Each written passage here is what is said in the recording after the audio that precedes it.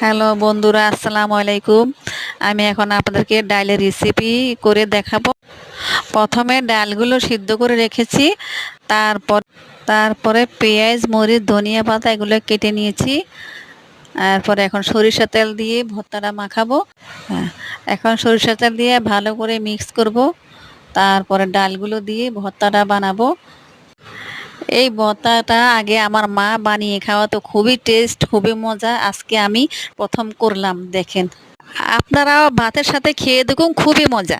অনেক দিন ধরে আমার মেয়ে ডিম ভর্তা খেতে চেয়েছিল, আমি আজকে ওকে বানিয়ে খাওয়া দিব। প্রথমে 2টা ডিম সিদ্ধ করে নিয়েছি।